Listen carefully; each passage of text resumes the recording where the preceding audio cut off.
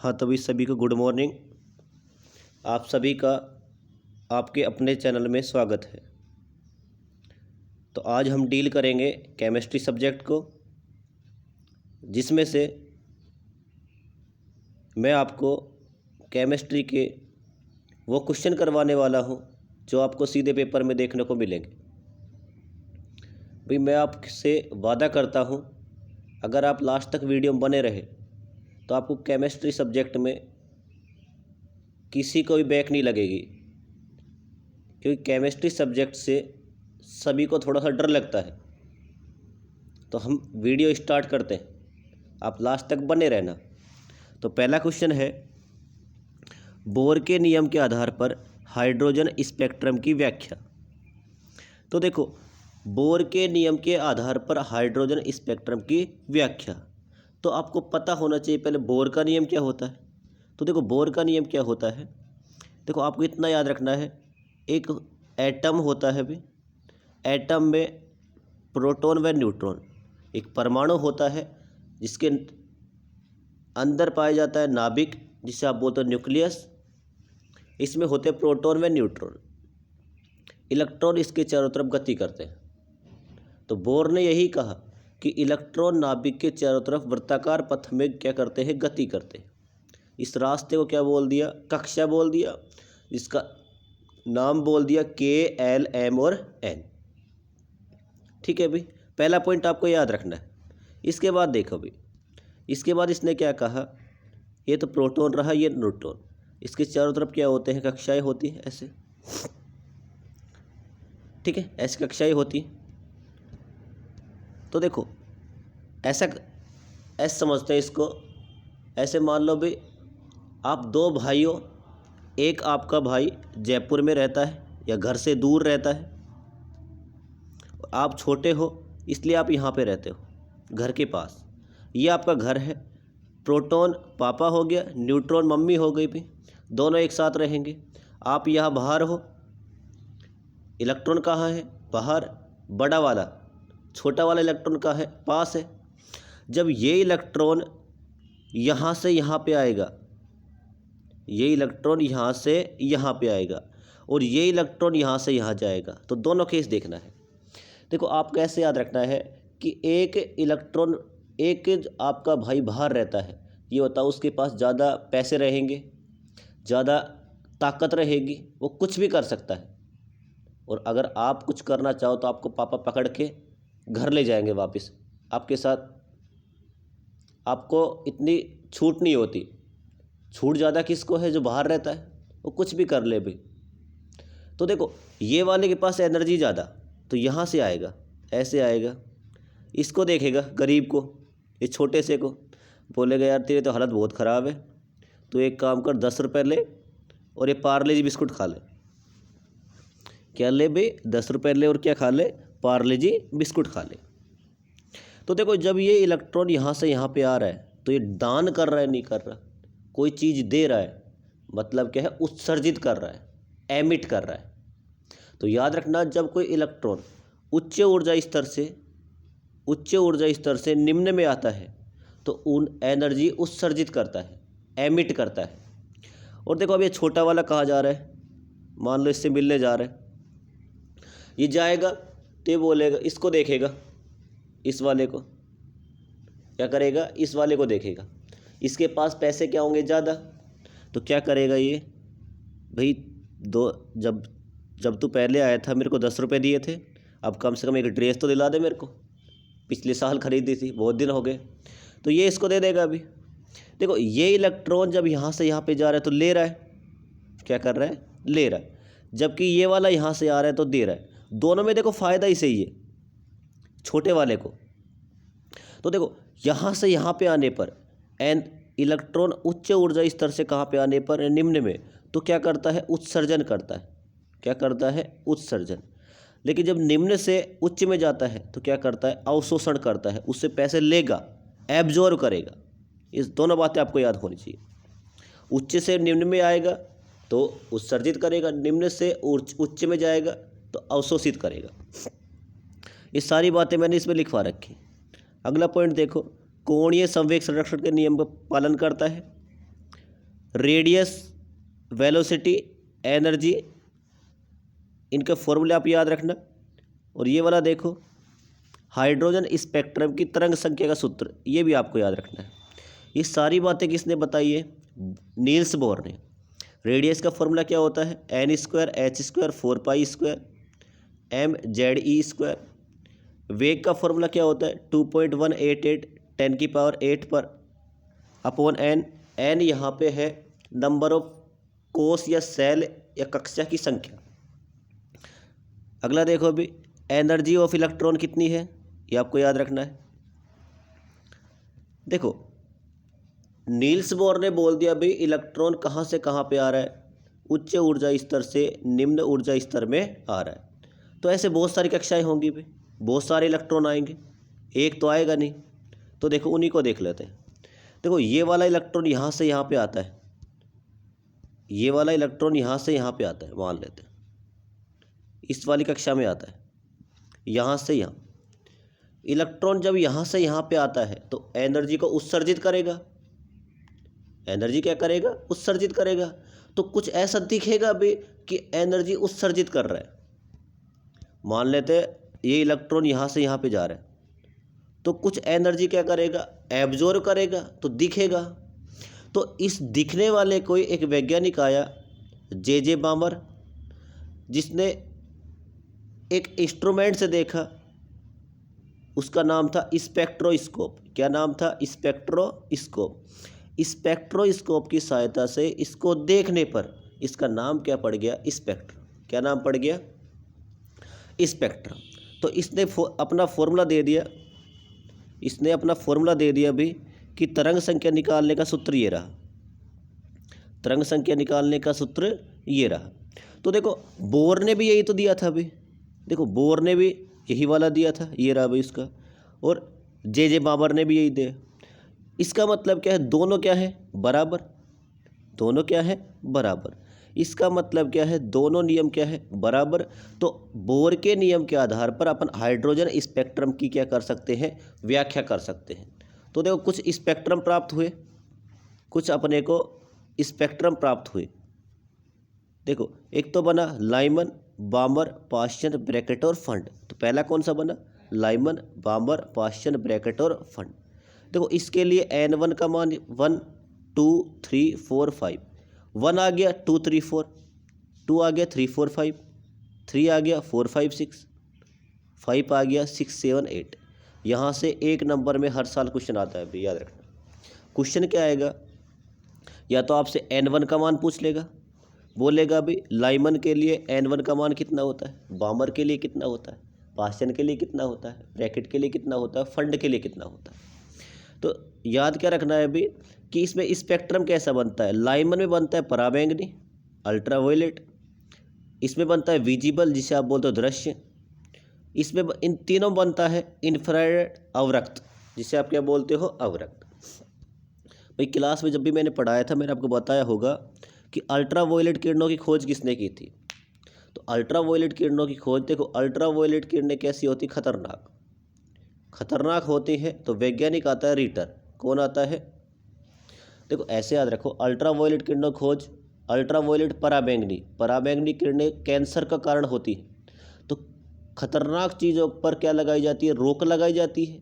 तो इंग्लिश में क्या बोलते हैं इसे? इंग्लिश में बोलते हैं रीट। तो वैज्ञानिक आ जाएगा रीटर। कौन आ जाएगा? रीटर। वैज्ञानिक कौन सा आ जाएगा? रीटर। बात करते हैं विजिबल। विजिबल का मतलब ये दृश्य किरणें। दृश्य किरणों की खोज अपने एक महान वैज्ञानिक न्यूटन भाई साहब ने की थी। ये था अभी, मस्त बड़े बड़े बाल थे इसके, ऐसे नहाया धोया कुछ नहीं किया करता था अभी, ठीक है। तो किसने की थी? न्यूटन ने। बात करते हैं इन तीनों की, इंफ्रारेड, अवरक्त किरणों की। तो देखो, अवरक्त किरणों की खोज किसने की थी? एक वैज्ञानिक। देखो, अवरक्त किरणों का उपयोग टीवी के रिमोट में किया जाता है। जब आप टीवी देखते हो तो आपका चेहरा कुछ ऐसा हो जाता है, अभी होता है नहीं होता? मोटू पतलू देखते हो, कहीं तो छोटा भीम आ जाता है, लड़कियों का फेवरेट नाटक आ जाता है ससुराल सिमर का, सारी बातें इसमें होती, उनमें रोना रोना चलता रहता है, देखा होगा आपने। तो आप कैसे हो जाते हो? खुश हो जाते हो। खुश हो गए मतलब वैज्ञानिक आएगा हर सेल। क्या जाएगा, हर सेल। क्या जाएगा भी, हर सेल। हो जाएगा याद, ठीक है भाई। तो ये क्वेश्चन को आप अच्छे से पढ़ के जाना।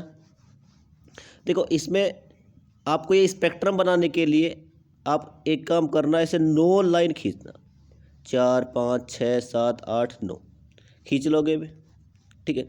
इसके बाद देखो आपको 9th वाले को कहाँ मिलाना है, फर्स्ट पे, 8 वाले को फर्स्ट पे, 7th वाले को फर्स्ट पे, 5th वाले को फर्स्ट पे, 4th वाले को, ऐसे सबको मिलाना है। अगले वाले में आपको 9th वाले को 2 पर लेके आना है, फिर 8 वाले को 2 पर, 7th वाले को 2 पर, सबको लेके आना है। अगले वाले में आपको ये वाला कहाँ लेके आना है, थर्ड पे ले आओगे यहाँ से। इस वाले में पूरा कहाँ पे आ जाएगा, 4th पे। इस वाले में कहाँ पे आ जाएगा, 5 पे।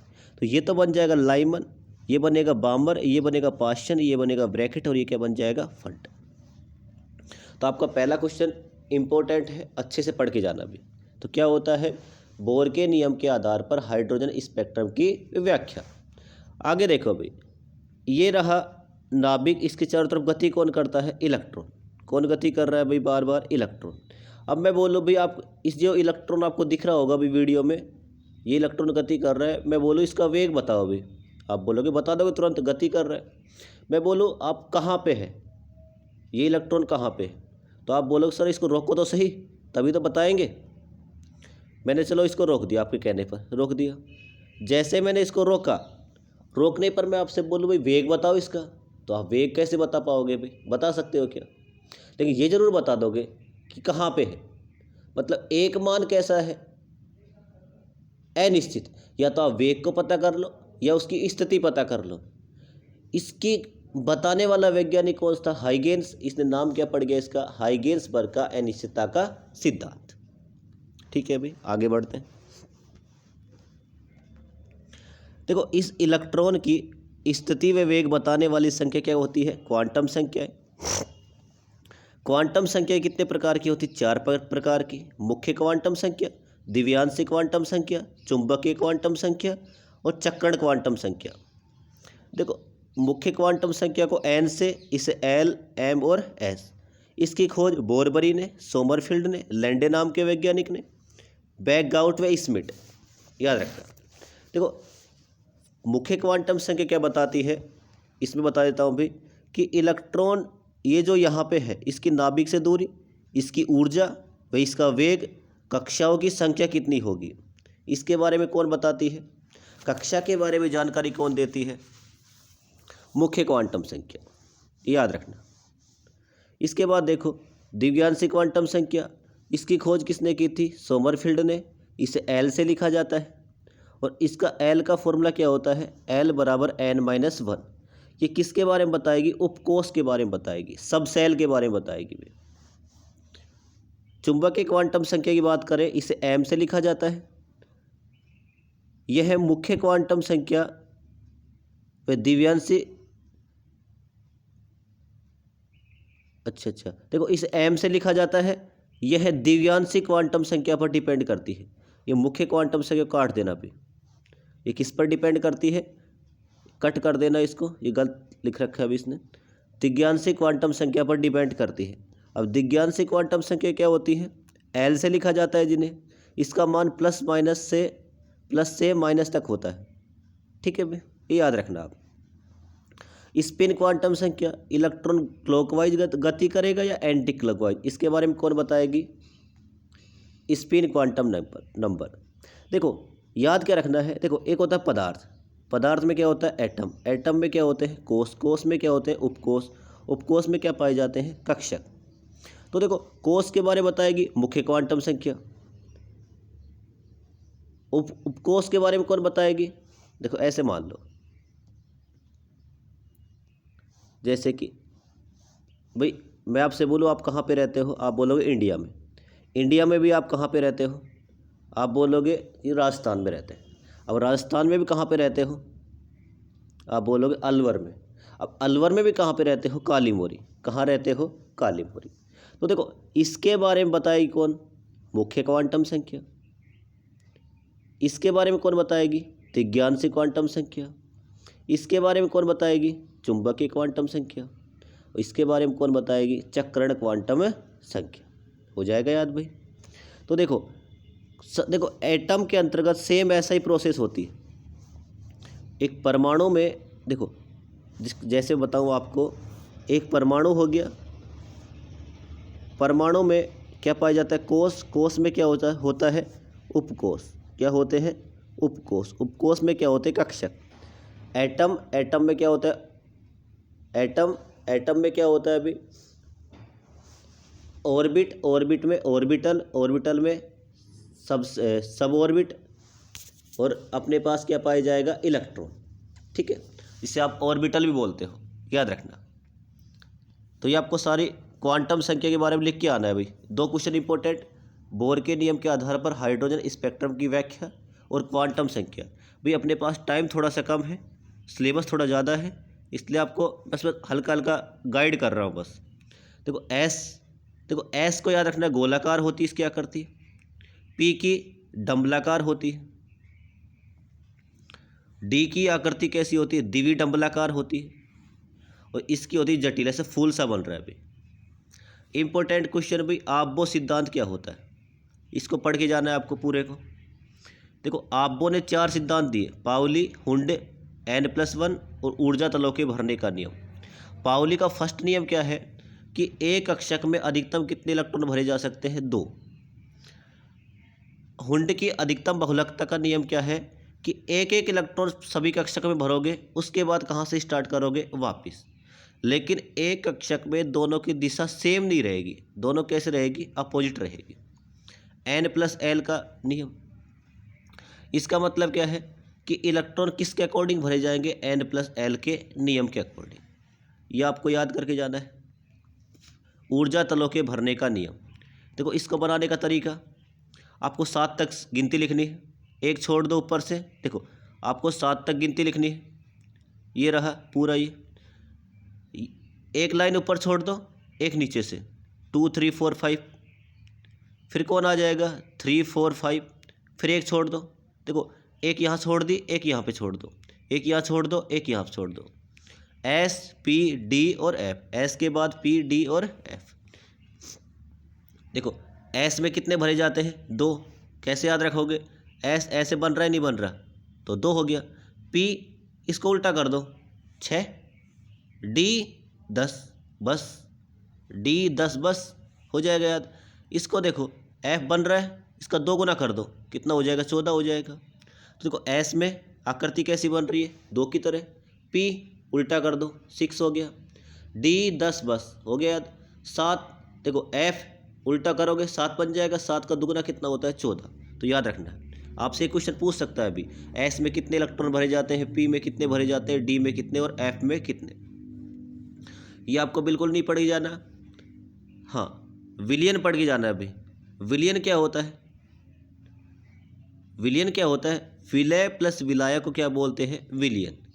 देखो विलय में कितने अक्षर आ रहे हैं? 3 अक्षर, इसलिए क्या मिलाएगा? कम मात्रा में। विलायक में देखो आप 4 अक्षर आ रहे हैं, नहीं आ रहे? 4 मतलब ज़्यादा मात्रा। विलय वह होता है, तो विलय वह होता है जो घुलता है, और विलायक वह होता है जो घोलता है। तो ये पढ़ जाना अभी, सांद्रता वगैरह, ठीक है।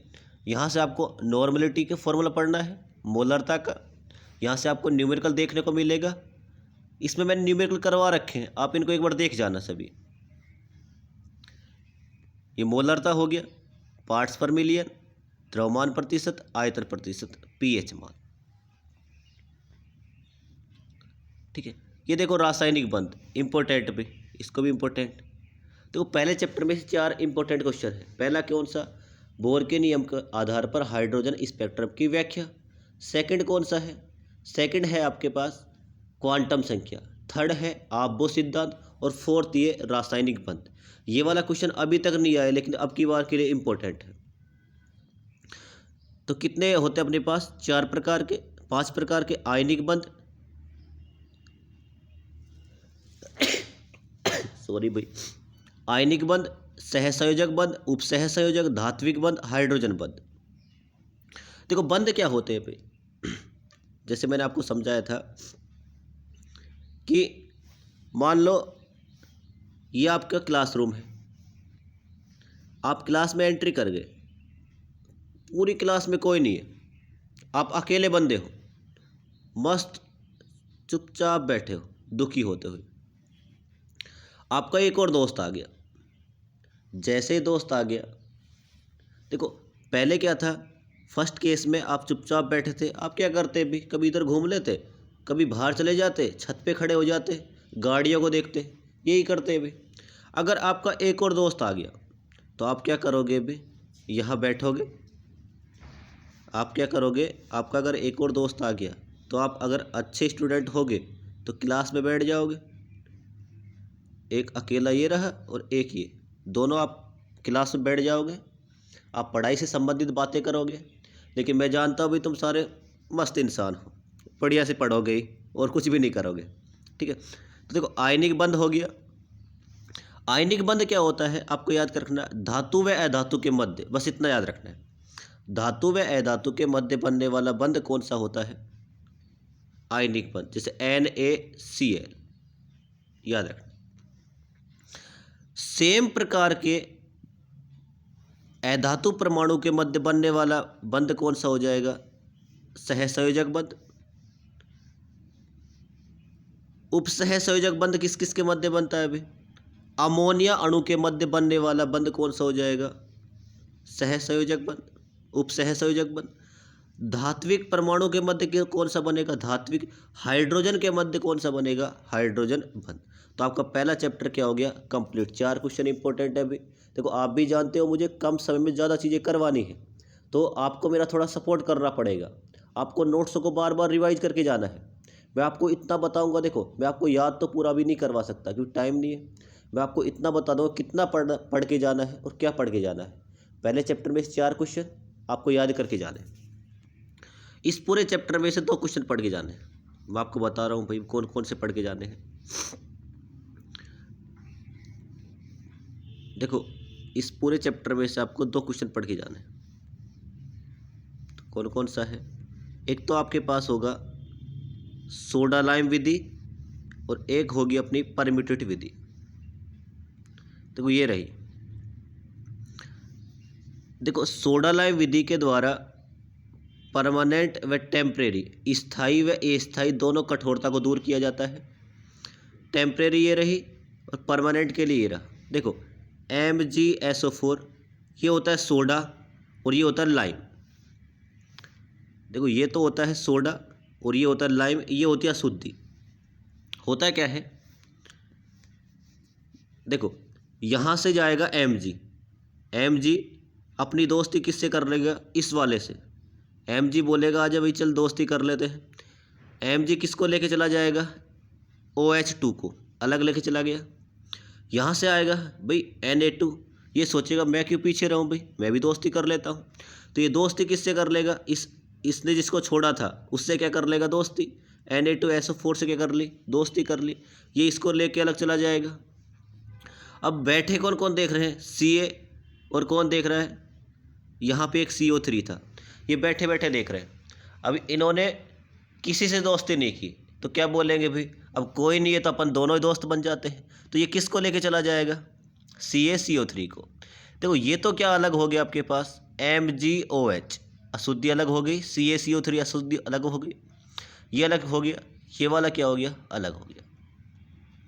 इस पूरी अभिक्रिया को मैं आपको इसमें देखो ये तो है आपका प्रैक्टिकल, अपन इसको करेंगे थ्योरेटिकल। तो देखो इसमें 2 टंकियाँ बनी होती, एक बाहर वाली और एक अंदर वाली। अंदर वाली में सोडा लाइम और फिटकरी आएगा और कौन आएगा इधर से, कठोर जल। सोडा लाइम फिटकरी और कठोर जल, अंदर ये वाली अभिक्रिया होगी पूरी। अभिक्रिया होने पर पानी कहाँ चला जाएगा, ऊपर ऐसे चला जाएगा, भी चला गया। बीच में क्या लगाएंगे, फिल्टर। ये लगे होते हैं विडोलक, जो क्या होता है, देखो पानी अगर सीधा आए ना तो इसको टूटने का खतरा रहता है, इसलिए पानी ऐसे लहरा के आएगा, नागिन की तरह से, बिल्कुल मस्त तरीके से आएगा। आने के बाद क्या होगा, अशुद्धि यहाँ पे रह जाएगी। शुद्ध पानी फिल्टर होता हुआ ऐसे फिल्टर होता हुआ बाहर एक नल लगाएंगे जिसे बोलते हैं मृदु जल निकासी। इससे क्या कर लेंगे, इसे बाहर निकाल लेंगे। नीचे इकट्ठा क्या हो जाएगी आपकी अशुद्धि, जिसे आप क्या बोलते हो, स्लग। क्या बोलते हो, स्लग। तो आपको लिख के क्या आना है, सोडा। देखो आपको अभिक्रिया याद हो ना हो, आपको लिख के क्या आना वो सुन लो ध्यान से। इसमें क्या होता है, दो सम अक्षीय आकार की क्या होती है टंकी, जिसमें से बाहर वाली टंकी पे क्या लगा होता है, मृदु जल निकासी व स्लग निकासी। अंदर वाले में क्या डालते हो, सोडा लाइम फिटकरी और कठोर जल।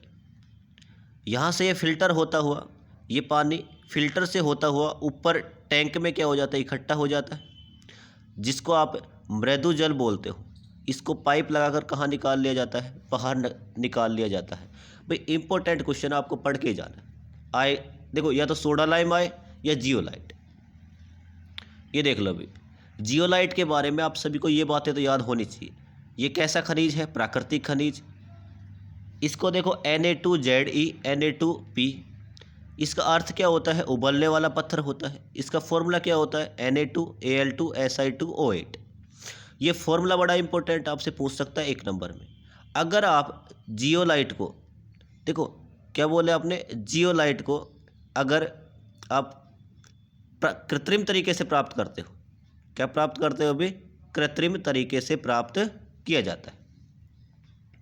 तो देखो भाई, देखो ये रहा भाई, अगर आपने इस जियोलाइट को कृत्रिम तरीके से प्राप्त किया, मतलब क्या है, आपने देखो आपने खुद बनाया, खुद बनाने पर इसका नाम पड़ जाता है परम्यूटेट। क्या पड़ जाता है अभी, परम्यूटेट।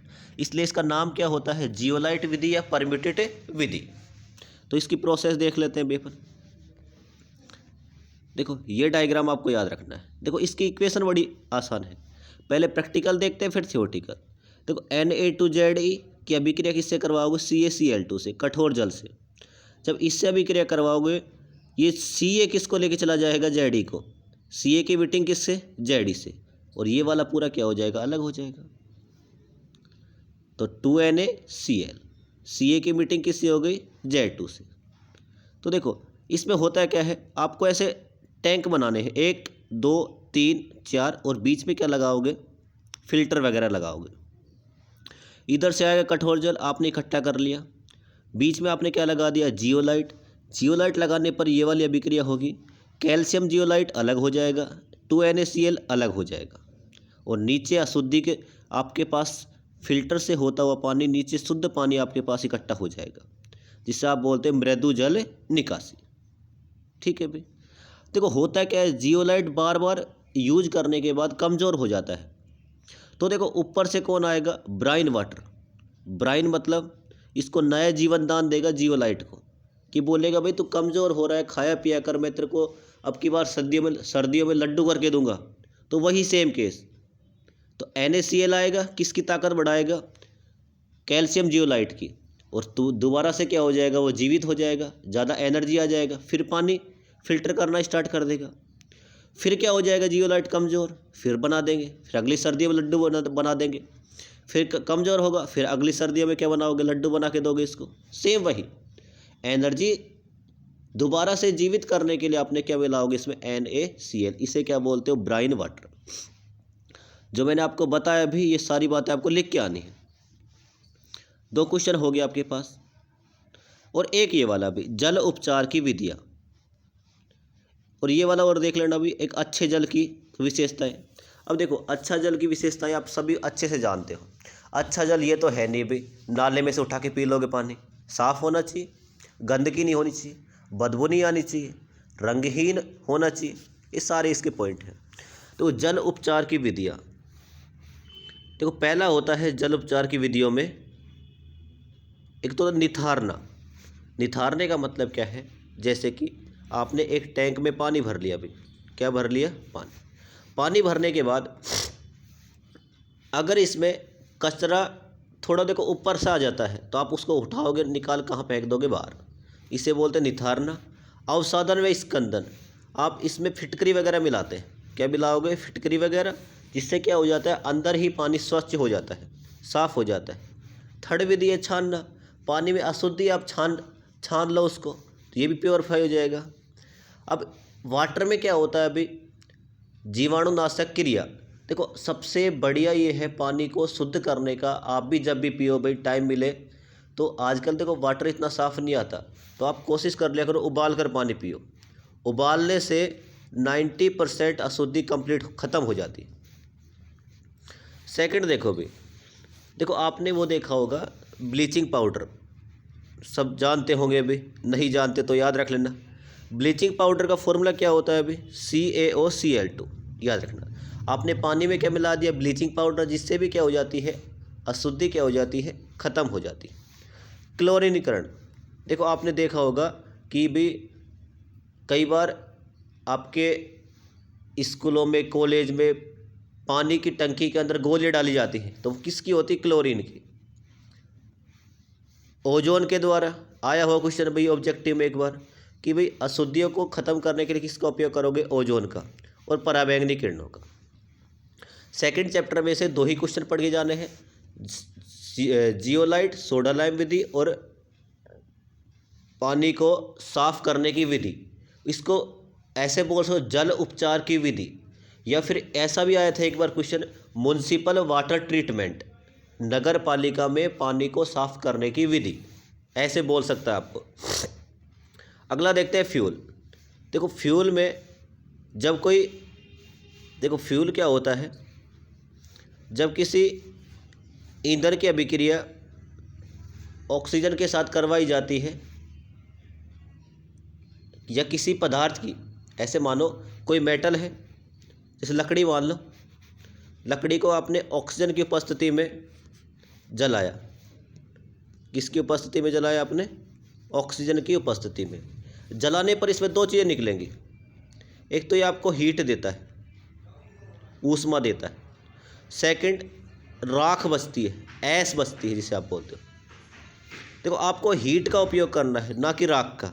कई जगह कर लेते हैं भाई, राख का उपयोग बर्तनों को धोने के लिए कर लेते हैं, नहाने के लिए भी कर लेते हैं।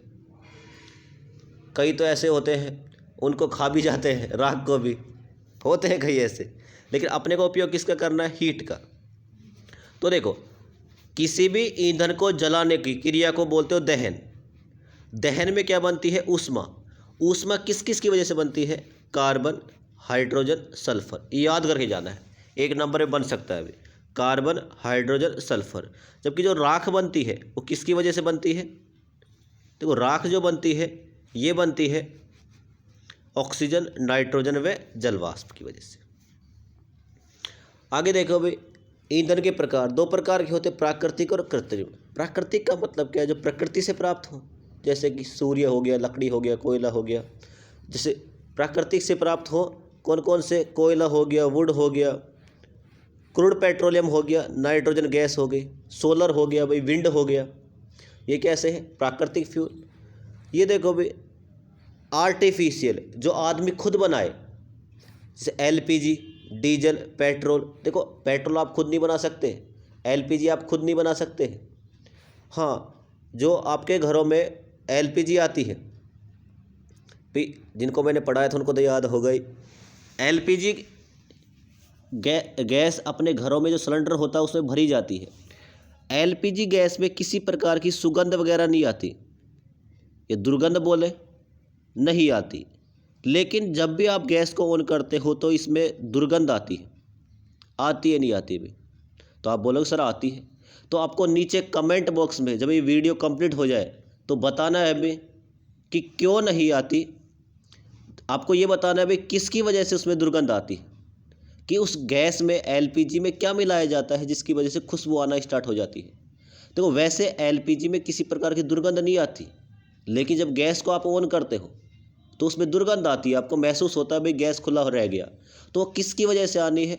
आपको कमेंट बॉक्स में लास्ट में कमेंट करके जाना है भाई, ठीक है? नहीं अगर पता होगा मैं बताऊंगा भाई इसको,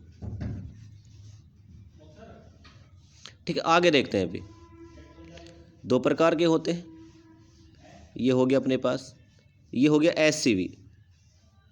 SCV पढ़ना है, LCV। देखो दोनों के बारे में बताता हूँ। जब किसी ईंधन को आपने जलाया, इसकी जलवाष्प को 0 डिग्री पर और 15 डिग्री पर ठंडा किया आपने। ठंडा करने पर क्या बनती है? गुप्त ऊष्मा। क्या बनती है? गुप्त ऊष्मा। इसमें क्या बनती है? किसी प्रकार की गुप्त ऊष्मा नहीं बनती है। पहले ही ऊष्मा, फिर एक और ऊष्मा बन गई, तो देखो 2 हो गए ना, तो ज़्यादा हो गया। ज़्यादा हो गया मतलब SCV, कम रह गया मतलब LCV। आपको याद रखना है भाप के लिए 587 होती है, बर्फ़ के लिए कितना होता है 80। LCV का फॉर्मूला याद रखना है HCV माइनस 9 गुना H2 का भार मल्टीप्लाई 587। ये इस पे ये आता है ड्यूलॉग सूत्र। HCV का 80-80 carbon 80-80 carbon 80-80 carbon 3450 H minus O8 2250 sulphur. ये आपको फॉर्मूला याद रखना है, ठीक है। ये दोनों फॉर्मूले आपको याद रखने हैं।